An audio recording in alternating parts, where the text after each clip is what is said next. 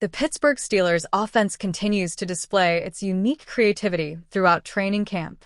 Whether it's throwing four tight ends into the formation or running toss sweeps with a tight end, Arthur Smith is clearly spending quality time with the grease board.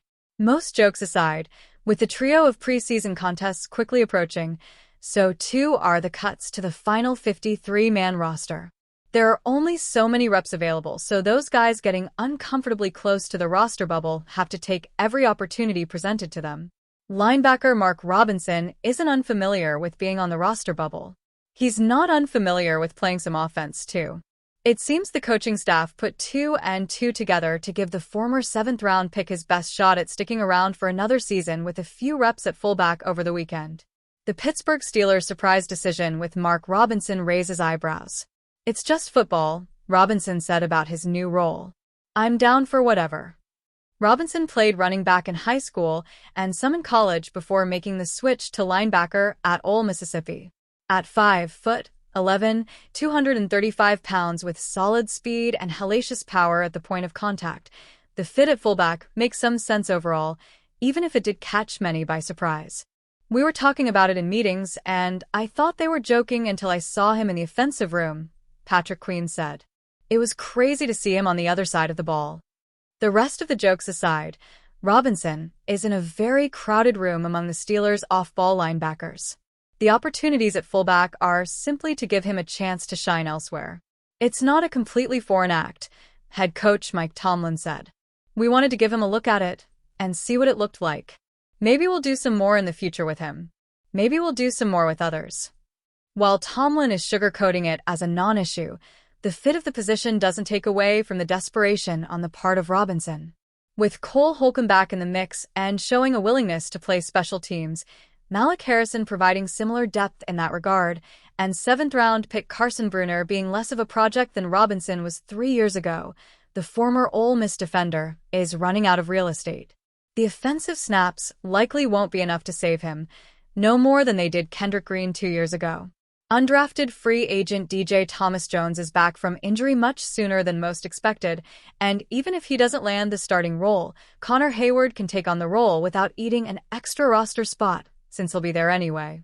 It doesn't seem overly likely we'll see Robinson take snaps at fullback in the upcoming preseason contests.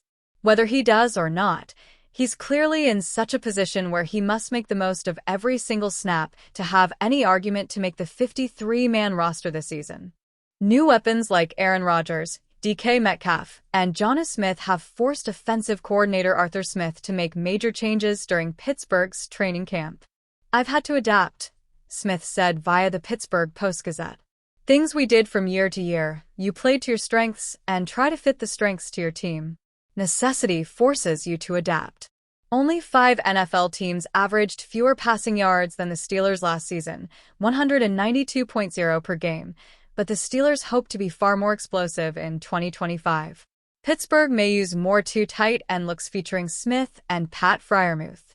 Smith had his best season with the Miami Dolphins last year. 88 catches, 884 yards, 8 touchdowns. The 41-year-old Rodgers likes to draw opponents offside with his cadence and is used to changing calls, routes, and protections frequently at the line of scrimmage. Rodgers' strengths will be incorporated into Pittsburgh's attack, and the veteran quarterback has enjoyed working with Pittsburgh's offensive coordinator so far. "I like his flexibility," Rodgers said, via the Pittsburgh Tribune-Review and NFL.com. "Arthur is not rigid in what he's doing.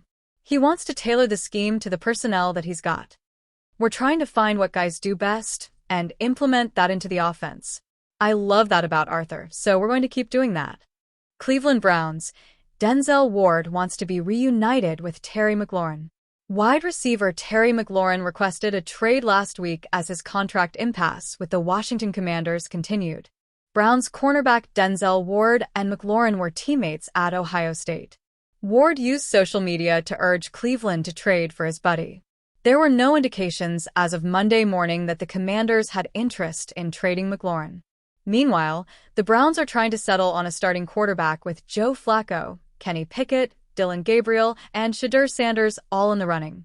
Pickett suffered a hamstring injury last week, making his status uncertain for Friday night's preseason opener against the Philadelphia Eagles. That could mean more reps for Sanders and Gabriel as Pickett works to get healthy. "I'm trying to get back out there as fast as possible," Pickett said via Kelsey Russo of the Browns website.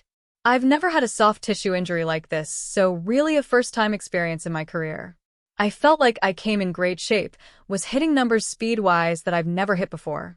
So it's frustrating that it happened, but turn a page and just trying to be as good as I can be when I do return." Cincinnati Bengals. Shamar Stewart off to fast start following holdout. First-round pick Shamar Stewart was late getting to training camp, but the talented edge rusher is making up for lost time. Stewart was one of the standouts during the Bengals' open practice Saturday night at Paycor Stadium, and his teammates were impressed. "Dude's an athlete," said Bengals offensive tackle Amarius Mims via Mike Petroglia of Jungle Roar Pod. "He just does unnatural things that I've never seen someone who's 21 do." The Bengals plan to rush Stewart from the left and right side, as well as the interior. They believe he has the athleticism to win one-on-one battles regardless of where he lines up. Whatever your opinion was of Shamar, that player is rare coming out of the draft, somebody that can come off the edge one play, play in the B gap, 2 plays later play in the C gap, set the edge, do multiple things, defensive coordinator Al Golden said, via Kelsey Conway of the Cincinnati Enquirer.